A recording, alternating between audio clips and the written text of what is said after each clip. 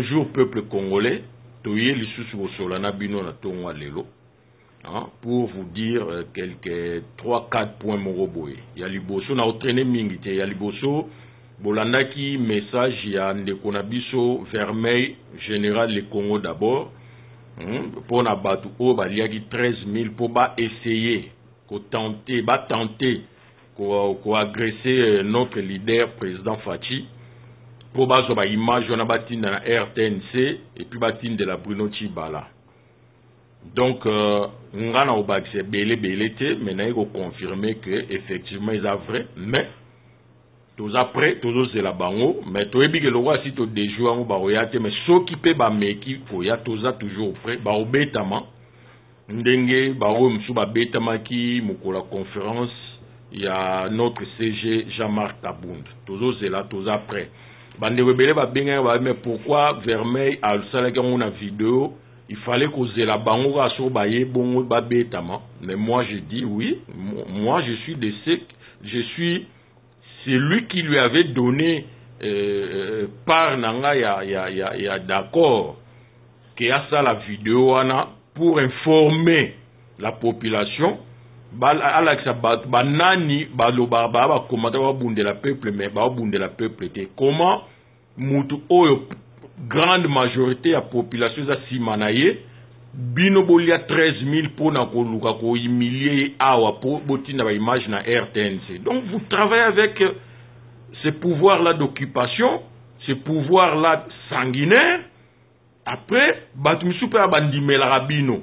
J'ai donné mon accord na Vermeil, il m'avait appelé avant 2-3 jours il y a ça cette vidéo, je lui ai donné mon accord. Donc, il a bien fait et on a bien fait. Il y a avertir tout le monde. Pour l'heure, CG Jean-Marc Tabound, certains batou, condamnés biso. Biso to subisa kakaka, wana bango ba beta maboko. So biso to répliquer ou bien to se défendre. To beti, il nous condamne. Cette fois-ci, on a qui Vermeil, vas-y, fais la vidéo, au moins, Moutaropé Sabiso tort de l'air trobé talsou bawana. On sait bien que Baroya l'souté, mais tous après tous là. Sur Baye Barobé Tama. Tous la plainte, il y a Baoya Liboso, on a dit les lots tous donc, allez-y comprendre que, nous n'allons pas nous laisser faire. Tous la bango. D'ailleurs,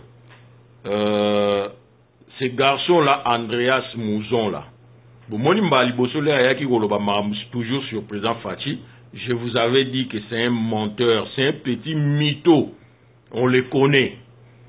Et puis, je vous avais bien dit que à travailler pour Chibala, na titre écoute émission mon a salagi surier ba comment qui JBK répond au petit frère de Chibala, je crois un titre comme ça. C'était pour vous dire qu'à travailler Chibala, mais tant ça m'a amené, il voulait se faire passer comme s'il était ami na président Fachi pour tant à solo balabino makamona bondima parce que là, je me souviens même Ndekonabiso maman Nabiso Dieta Kabuya m'avait appelé benga mes grands frères au moni ndengini Andres Mambasolo ba monter ya zalaki pena moninga makasi à Fachi et tout j'avais rigolé na ça qui Dieta Kabuya abino non faut pas suivre ces petits là parce que Aza jamais atikala jamais aux alamoninga ya président Fachi donc loin de là même ngainde mutu na présenté président Fachi je sais que ezalaki une semaine avant viazo ngakin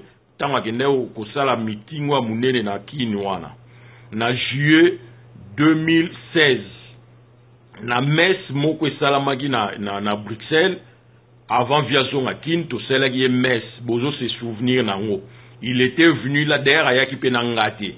Ngato kinena secrétaire général na biso ya MTC Tati Arnaud Mengi Mbuma na coordonnateur na biso ya MTC Placide Mongwele. Tozalaki na biso kaka biso 3. Kuna nde tokutani na Andreas après messe nazokende na présenter ba oyo balaki na ngai bandeko na nga na tangeli binoyo envers Naomi Mabango vers notre président Fachi pour nous présenter Bango. C'est lui qui vient vers moi, vient présenter Ngapera Mbalamoro. Et je lui ai présenté aussi notre président Fachi, Bango Nyoso Misatou. Maman Josélie Kembe, témoin, était avec nous là. Mon épée, ma photo, mon bima qui a participé, président Fachi Mbote Boye, tout a publié. C'était ça ce jour, c'est moi qui lui ai présenté ce jour-là. Les témoins sont là.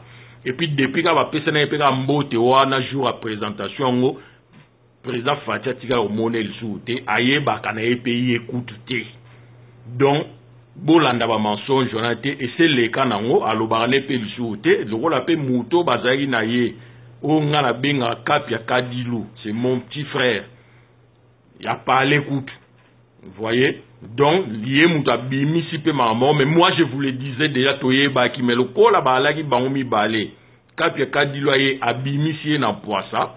Donc, Boz a confirmé que tout ce qu'il disait sur Fachi, c'était faux et on vous l'avait dit. Donc, pour nous suivre, ça point dans l'obligation, Baya, Barobetama. Donc, il y a un deuxième point. Batobele Barobe Ngangayi, journaliste et mon cousin à Londres, à Zofinga Fachi, tous les jours, sur le bureau répondre. Ok. Phrase, Ndeko, phrase M, quand lui a déjà répondu sous forme d'un conseil. Mais apparemment, c'est pas grave. Botika Tchakou, Lobane, vous savez que Ngana sa bongo valeur. On ne peut pas. Je ne peux même pas lui donner cette valeur-là. Cette valeur qu'il n'a pas. Donc, phrase lui a déjà parlé, j'avais même dit la phrase, toi tu lui as déjà parlé, c'est bon. Moi je ne peux pas me rajouter là-bas. Il faut même pas lui répondre. C'est des Tchakou, eux-mêmes via Bengaka, Lambert Mien de Tchakou national. Vous voyez? Donc, mais Boyebi Djamoutou na oloba, na rotan a communauté, ça vous me pardonnez, à Rosalou Pemba pour rien. O Bayebi Kombone Boko, Mango na Sewana po Bate Bele, O Bayebi Te Bayeba, il s'agit de qui? Donc, Ndeko wana, Bomoni Batumsu Bayaka, Ayaki Abimi Bayebi Eka en 2016. Alors, Barazane combattant Kalame Bayeba qui était parce qu'il faisait rien à combat. En 2016, car leur via Sali Rassemblement Awa, c'est là où Batbaye Moni a commencé à analyse, na yeo atanga en internet, tu vois, na et tout, kokumi sa rassemblement, kokumi sa fatigue, kokumi sa même président Moïse Katumbi. Boka moite sur na béni président Moïse Katumbi, à président, il y a ensemble. Donc, dans ma logique, c'est comme ça. Pourquoi tu l'appelles président Katumbi? C'est un président, il y a un groupe Mogo, oh, ils allaient comme ensemble. Dans le bagi Moukola président, il y a un groupe Mogo, na bengi président. C'est pareil que Bango pe na mona même Billy Kambal et UNC, bazo benga président na ngai Fachi président. Donc, c'est comme ça et ça reste comme ça. Bref, c'est une parenthèse. Mais l'autre monde en dégoût, il y a bandi ko finga, na ba Fachi na rassemblement na tout. Vous savez pourquoi? C'est simplement parce que tant président Fachi qui est à Londres, où il y a une interview Morona, Odon Pambou, les dépositaires, na Pesimbote, et puis na Ndeko Johnson Keto, na Ndeko Msusu, je crois, na Bossa Ndeko na Msusu. Yepe alingaki azalana sala pe interview. Lokola ba bopi melaki yango kanda nyoso zongela Fachi. Est-ce que vous vous rendez compte? Et puis ils sont en train de s'appeler des combattants. Bomonde ba même peuple na perdition. Oza na problème personnel peut-être na Odon Pambou ou na Johnson Keto ndeng ba pimelaki interview. Toi tu viens faire des conneries comme Obimsa président Fachi nde mabe ayibi bo asali bo travailler bo azo négocier asali bo mais arrêtez. Ndeko na biso ya mwasi maman na biso ye na otanga kombo na c'est quelqu'un que je respecte beaucoup. Marceline Mido ya Congo Synthèse asala be missionné na Londres wana. Elle était dans le même cas. Moi j'ai eu même à intervenir pour son cas à distance. Mais si m'agité pour aller sur place te yazaki bango ba alaki kuna na Londres. Vous voyez à kokaki pe ko ça l'interview na président Fachi te pour na peut-être même situation, même cas, même circonstance, mais avant d'en aller à saler la président Fachi vidéo, tu peux aller que Moutou a raisonné, un responsable, c'est comme ça. Elle sait que ce n'est pas président Fachi Moutapi Meli interview. Président Fachi a yebi koutou mahamouata a yebi pe organisation en athée. À cause de sa vidéo, abano finga lelo président Fachi te abano kosele marampo ba pimela ki interview na équipe technique ya communication o Isaïe na chargé na makambongo et même pour na kosele la même bateau ba lay chargé na makamonet ba ndeko don pambu ko ba no sele ba vidéo pour ka osali interview te la président Fachi bo so la ka eleki tozana kata komba on ba bilo moko minime. Donc bref, na ko tanga komba muta bongote. Donc c'est vraiment boye bakara le punaika oyo sabino le pourquoi comment on finit la président Fachi pour boye ba comment sont les Congolais que nous sommes. Muto na ko tanga mo kombo pour baoye bisanga ke yé pas au sa président Fachi Mikolo Joël Condé. Pasteur Joël Condé. Pour moi lié à ça quand même responsable par rapport à l'autre là. On a tangi kombo nae, mais à lui aussi je vous dirais beau s'inquiéter na binoté et ça n'aura biloro balobara depuis tout ce temps. Félix a négocié, Félix a les 2,5 millions pas comme après ministre Félix et mon nananangote ba bien rappelé na ba preuve té. Félix peut beau démentir makambwana et ça ka bongo, ba roya ka bongo. Na yeba de sur Fachi asala ba nini sur asala Congo nini mais un jour pour répondre na acte wana na un wana munene na bozana na on président Fachi pour répondre en pas ya nkolo bon mon ara marmio sur la blague mais pour répondre en haut oh sur une marche ça Félix c'est pas bimaki donc yeka comme fois bima panek bino vandi na ba 8000 km ya olia ba semoul ah ba catholique ba sali yango o ya Londres na comme ngolwa beaucoup bolanda sur rassemblement te bolanda catholique mais catholique les ya solo bana mosengo bimaki cardinal mosengo beaucoup de respect c'est juste moi ba illustration mon poto même to ramena bato na nani mais pourquoi le bana ba soutenir cardinal mosengo est-ce que cardinal mosengo bimaka na ba marche notre leader o ya leader à peuple congolais normalement d'ailleurs aza mutukuta bimaka na ba marche pour les loso yé to zangi pe au mona marambo comme moi mon boulot ako bimate bande comme sous toi na bango na rassemblement à part président Martin Fayulu qui sort aussi na monaki na ba marche ya catholique à lobby ndeko na biso président Delis Sanga qui sort aussi OK et les autres sont ici en Europe ici hein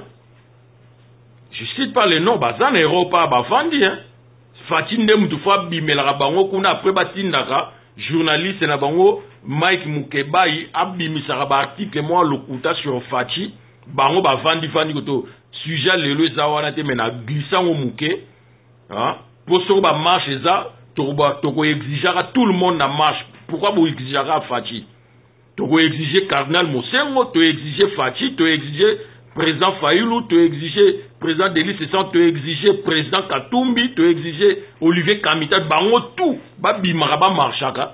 Et ça a présent fait. D'ailleurs, à partir à l'élo, toujours ebisabino, après qu'un meeting, voilà pour meeting yem taoloba. Marche tout et Hollanda.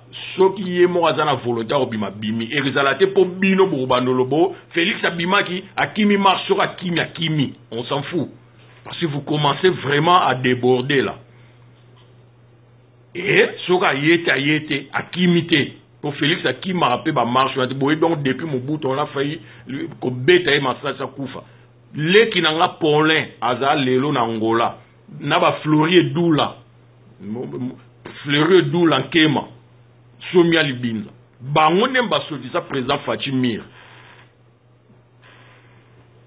jour msuna sa Fleury ayebisa bino yango beta bino lisolo ndenge zala. Combien de fois Félix Fachi a risqué au coup na ba marche. Boye bien na Bruxelles azo bunda na bambila. Boye bien combien de fois ba interpeller na ba Bruxelles ba combat. Bon bref, je suis pas venu pour ça. Point wana ya ba Joël Condé ba nini eleki ça ira moi mise au point. Mais na yena sujet lelo ezali. Comme on a mingi ba comme condamné opposition ya aucune élection bandeko to réfléchissera moi muke to ya ra na esprit coup douter Joseph Kabila to kenaki il fallait assis sa mandat en décembre 2016. A dévié en haut. Toké accord. Assis sa mandat en 2017 décembre. A dévié en haut. Donald Trump a tindi Nike Alei. Yemoko aya ozwali loba ya suka ya Joseph Kabila. A ou brûlé betapo nyonso. Olingo tika na bokonzi seko na seko. Ote. Bon, yebisa biso date ni nous organiser l'élection. Le 23 décembre. Bango bazu bonne note baké. Vous pensez que batona ba bazo. Là bazo zélé au tournant. Mais biso to pese occasion té, il y a kozwa raison na Donald Trump. Quand je parle de Donald Trump, je parle de communauté internationale. Moutako sabinote o binoka communauté, c'est eux qui décident. Tozong et la dossier on a été lelo, mais c'est eux qui décident. La preuve en est na sabino mamandouki tant que bango nanu ba pese accord te moutako kazate. Pour bango mo ba mateo, bon John Chibang. Vous pensez que ceux qui bango ba pesa ki John Chibang accord même Tanzanie na ba ko kangete? Ango se servi kana ba base arrière wana ou bango ba mindele ba ngeba lobane kende na pays boezala wana poser na ça mais tant que non ba lobité c'est eux qui décident jusqu'à lelo. Ba benga ba décideur ya monde. Donc moutako sabinoté. Bon bref, bazot de la Kabila le 23 décembre a comme sa parole na ye. Parce que biso soto kete, soto ke élection wana te na Kabila. Kabila ont raison, babomon ngana loba le 23 na bimisi na calendrier électoral na salina enregistrement ya batu titi bango nem bayete. Siko bo pianga faute nani. Trump pe na ba communauté internationale ba opesa etorte. Ba ya opesa sous 1 an 2 ans de plus transition mususu pour mbalo boya opposition bo côté élection pour asila ken. Ça c'est premier plan na bango, deuxième plan soto yete ba koki na bango peka au salle élection maintenant ba entre bango na bango ba bimisi moko na bango gagnant et si les batika li na pouvoir communauté internationale ba oui bino boke ko participer mais ba o ba participer ba salle élection mabeza bi ya okene na ye élection na o ye et sous qui c'est mandat même l'élection 2006 na 2011 bo condamna ki biso ko tokena ki élection mais bo monite ki yango mute commissaire na suka. Il faut à un moment donné, c'est un combat politique. Quand c'est un combat politique, c'est les élections, c'est des marches, c'est des villes mortes, c'est des ceci, c'est là, il y a un peu de ça. Tout le monde au hasard, nous, tout le monde, Olivier Kamita, tu as un lobby, ceux qui électent Mbalo, il faut nous allons utiliser des grands moyens. Tout le monde a des grands moyens, on a zolo. Mais en même temps, le monde va nous comment condamner.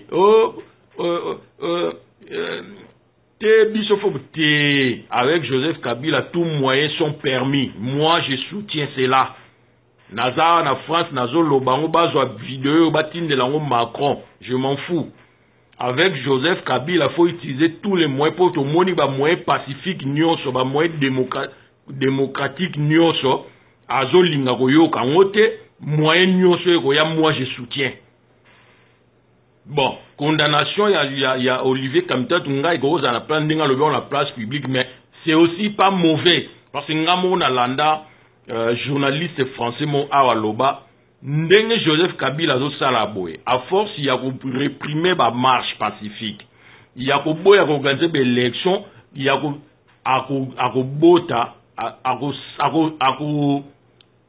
aider, hein, c'est ce qu'on dit, hein, je pense, Fongolanzela pour que rébellion mokwe salama. Ba yebi yango hein, ba salango analyse même je crois que na France 24. Et to komi abu alingi ba voix pacifique, alingi ba voix démocratique, tu sais, ceux qui o waneye, moi je condamne pas, même sur le bien publiquement, on s'en fout. Ngana soutenir yango ba ke no fou nanga wa chez Macron, je m'en fous. Donc, et kozala bongo toujours qu'il y a une élection le 23 décembre pour tout conseiller. Malobo ya yebisaki communauté internationale. Et ça la massa les lango totala. Il y a kinda longwana bokonzi que ce soit par les élections au sotoké ou pas. Pour sotoké te a raison communauté internationale peut pas sa biso faute. Vous devez comprendre ça. Point musu sezali ya pour na osu ki ça. Rapatriement ya corps, il y a le vieux B52 pour finir. Mais je ne comprends pas. Accord Moué Salami, Kuna na Congo, entre parti politique UDPS, famille biologique, na gouvernement. Pour na kokunda corps ya vieux. Tout de suite communiqué on est bimi, ba critique et bandit. Congolais. Oh là là là là, c'est pas possible. Ah, Félix nous a déçus. À décevoir Bino Nanine. Et Moussou Tabi, Félix nous a trahi. Il vous a trahi en quoi? Bah papa na Bino Bako Kundama facilement na Congo sans problème. Et Fachi ne peut pas Kunda yaye papa. Bozwana nous côté Bomoto. Papa, humainement. Tout le monde côté politique. 1 an et demi, presque. 1 an et 3 mois, plus précisément. Corps ya papa ya Moutumo bo Kunda manante. Bino bo vandi tranquille na ba bino ba papa o ba na bo Moïse bon mais mugo ba okufa ba okunda ma 2 jours après ndenge zalaka aussi ba kufa c'est bon bo kunda ki bango 2 jours après ndenge zalaka mais Félix a okunda ye papa te même après 1 an à quelques mois. Mais vous étiez les premiers à les condamner ici, non? Ah, ye ou ya kundana papa na ye et kaka linga ba voyage bona boye pona politique bona boye. Vous disiez ça, non? Mais maintenant que ba corps mo joami po ba kunda vieux boko misu ko boudé congolais. Na moni misusu en échange de quoi? IDPS ça l'échange na nini. Donc pona bino bato wana ba ko songa na bon sens te ya koloba pena ah te toza ma ba sorcier toza ba ndoki. Ndenge mo président Fatia lobaki soki na ba démon ba la opposition mais ba o baza kuna na majorité ba la la rapena na sorciango. Mais à un moment donné ba cause loba pe que non to bloquer muto pe longtemps nzoto longtemps libanda za mutu munene na mboka na biso pe na monde. Il est temps vraiment que to libérer makambo ya okundama. Ça ne peut pas se faire, il faut qu'ils aient en échange de quelque chose. Mais arrêtez un peu là. Arrêtez un peu, vous exagérez là. Oh là là là là, j'ai jamais vu un peuple comme ça. Franchement. Oh, Maman Martha Van Narana Seoana, 1 an mobimba yango, a salaki demande à Betaki Mololo, 1 an à 3 mois. A Betaki Mololo, à ma première dame, il y a Afrique, il y a pays d'Afrique, ba aider, ba soana mi bal na bango, so ba go soana mutuana, ba permettre, ba libérer, nzela po nzoto ya papa, et tiene que nous kumana manakin. Bon, so ki ba démarche, on est salami, ba première dame, ba lobby, ba solo li, enfin, batwana bokonzi ya moyini ya peuple congolais ba fongoli motema bandimi corps à vieux que nos kundama. Vous commencez à sortir des conneries. Oh, c'est vous qui êtes des démons, des sorciers ou quoi là? Nous autres monté vendre Libanais na Malili pendant 1 an et 3 mois au lieu de se réjouir que enfin qu'au kundama. Vous commencez à dire n'importe quoi. Donc pour la bino papa tiens tu sais d'accord kundama na Congo te soit kundama na Congo faut ça en échange de quelque chose. Ya bino ba parents les ba kundama en échange de quelque chose. Mais c'est pas possible. Après vous allez me dire c'est un homme public. Homme public ni nyango oyo ezala ke ko kundama ne faut ça la 1 an et 3 mois. Bo si bo mona na homme public ni na monde même Jésus Christ soit za ko tout homme public koleka batu nyonso. Akundama après 1 an et 3 mois. N'importe quoi. Michael Jackson a kundama après 1 an et 3 mois. Johnny a l'idée à Koufa le kundama après 1 an et 3 mois. Vieux beaucoup de papa Wemba. A kundama après 1 an de King Kesen Nyon Soran. Mais il faut arrêter. On sait bien qu'il y a Botama phénomène, à vivre phénomène, à Koufi phénomène, oui. Tout le monde a qui phénomène, et mon ani na miso ba tout le monde na monde à liwa cadavre na vanda. 1 an et 3 mois. Oui, ça confirme que Aza phénomène. Mais à un moment donné, c'est bon. Il faut que maman Martha se libérer. Abzonga olala na mbetu, azonga peut-être kin namboka na ya vanda na Kinshasa. Vous arrêtez ces conneries là, s'il vous plaît. Corps que nous kunda na kin en échange de rien. Bomo na pe président Fati, bah, PC pour ces mots qui prennent mi pour non. Quand il avait dit que Naosolana Kabila te, parce qu'il bloque le corps de mon père, beaucoup mis en pour non. Ça, il voulait simplement dire, mais comment moi je peux parler na mutoza même na motema te motema o ezo bloqué corps nzoto ya papa na nga libanda et là il m'appelle pour na ko secourir ko tendre main ko pese ba beki. Ça veut dire que muto ya bongo NON mutoza na motema bongo NON. C'est dans ce sens-là. Et puis là, ça ne veut pas dire que ce corps est zongi, allez, président Fatia, non, c'était juste façon à relaxer, degré à Motema, Mabé, à Kabila, c'est tout. Ça n'a rien à voir, n'a ma caméra rapatriement, pour rapatriement corps à vieux, et ça, obligatoire, c'est un devoir, c'est un Congolais, il doit être enterré dans la terre, naïe. Pour abunda jamais na clandestinité, abunda jamais, pardon, na exil. Clandestinité, période à Mobutu, tant bandagi sika. Mais après qu'il n'exile, ni te loroté, à Kundamana Congo. En échange de rien, pour Moutinho, soit tout Fara qui n'a Kundamana Congo, ils ne changent rien. Ce gouvernement, Mtaosala Bobsek, oui, parce qu'il a été un grand homme d'État dans ce pays. 3 fois premier ministre, et puis président, vice-président, assemblée nationale et tout consort, et puis n'a pas Mahamoutou, ça même dans le monde pour la démocratie, il mérite.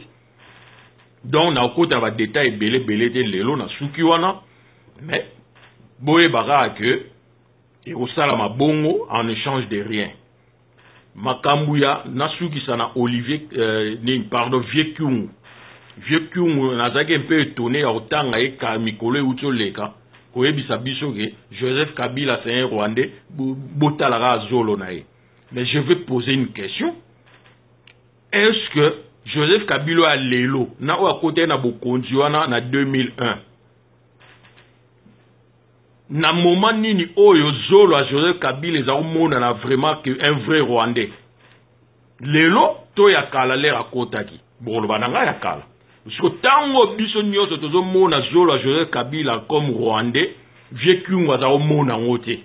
Or na moment na kutisa ega zolo te na zolo na misu na munoko na nzoto na makambutu eza omona na Rwandais vieux Kyungu alobi na biso non c'est un Katangé amemi na bandeko na so ba Katangé mususu pas tous mususu une erreur wana bakomi ko accepter Kabila comme Congolais. Mais lelo Kabila nzoto c'est lati misuni nzoto komi bena ya Congolais oyo tozo mona lelo elongi voilà nzoto pe misuni ya Congolais. C'est là où lui vient nous dire total azolo wana eza ya Congolais. Non, nous na minute na répondre na minute zolo nezo mona na ya Congolais te. Po ya linga ki aza komi se Congolais basale na ba mikanda oyo vie wana mususu aloba kuna Lubumbashi bango ba créer la identité wana ya Kabila Kabange machin et tout. Yango le moni moko na demana bandeko na biso ba Katangé misusu na lobi nyoso te o bazar na kati ya folie wana que quand les gens font des reproches comme ça il faut pas bino boya ka ko répliquer en par attaque sur Fachi. Non, parce que quand je parle là ce n'est pas Fachi qui parle, c'est moi qui parle. Et deuxièmement, et vous voyez bien que c'est vrai que à cause il y a acceptation na bino que c'est notre fils ya Katanga mutuana vandi aboti maseke a commis lelo makasi pour on picoler comme difficile. Maintenant quand les gens viennent faire genre ya babilo kwa boya bakisation boye, vous ce que vous devez faire c'est l'humilité. Ah nos frères, tout ça la erreur, tout ça une erreur, vieux qui ont même biso une erreur. Mais ce n'est pas le moment. Boti gano to bunda kasto déboulonné to boaka libanda après to sola marambo.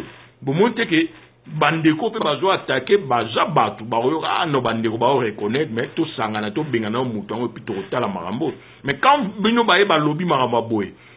Bino boke take mutu asane kutu wana te ope a lobité président Fachi. Bo take ti ba ope bazongisi, oh bazo lobana na raison. Bino boya au côté ça, président Fachi contre président Katumbi, mais bozo bosanake, au moins président Katumbi a partagé bilan na bango il y a 10 ans na Joseph Kabila. Mais président Félix bilan il n'a partagé na Kabila. Il faut à un moment donné, tant que vous avez président Fachi, non. Non, le logique, bien. C'est la logique. C'est vrai, les lona lobby sont présents à Tumbi, Ndenga Tikaya yé a prêté main forte nos positions, toujours marché. Mais l'homme, Susuka, Yarbaro, n'a condamné Zaliki, vitesse ou quoi, il veut dépasser tout le monde en position. La preuve, va suivre, tout, Diomi et pas Diomi, Diongo, Jean-Claude Mouyambu, Jean-Claude Vouemba, tout, on a tout, Boumoni, tout ensemble. C'est son problème. Mais biso de IDPS a dévancé biso te tché kal. Aïe les lois linga les kabatu na vitesse moboy. C'est pas mauvais. Et ça, mais biso roi te tché kal, arrêtez de nous insulter pour te tché kal a gros les biso te. Oh, yé so azaki PR mo, na cadre vena bolimo makasa Congo. Nandenge pe bazo bloqué au boy. A gros lobanim. Ok, moi j'aime le Congo. Le rôle à bango ba bloqué nga. Tout ça, dans l'histoire, nous tous derrière le président Fachi. Ensemble, nous tous derrière le président Fachi. Bon, monter et ça vraiment bien que toujours, tout l'ongoli Kabila, quand on sera derrière Moutoumoko ou président Fayi ou même d'ailleurs, tout l'ongoli Kabila, tant on va zubo konzi, bino boye, tout se réorganiser autrement. Mais bon. Chacun a sa façon de voir les choses. Moi, personnellement, je ne le condamne pas. Mais seulement, nalobi que biso na IDPS a roulé ka biso liboso te. Donc, waneza comme ça, et puis ils appellent droit na biso, bois de mettre en haut. Voilà. Donc, je pense que pour na lelo na suki wana, moi mise au point à moi, marami balé misa wana yango et salami. Et Bobo Sanate, Banakin. Le 24 avril, Njili Sainte-Thérèse, meeting, il y a président Fachi, zéro virus. Donc, Tomonani Nambalasima. Merci.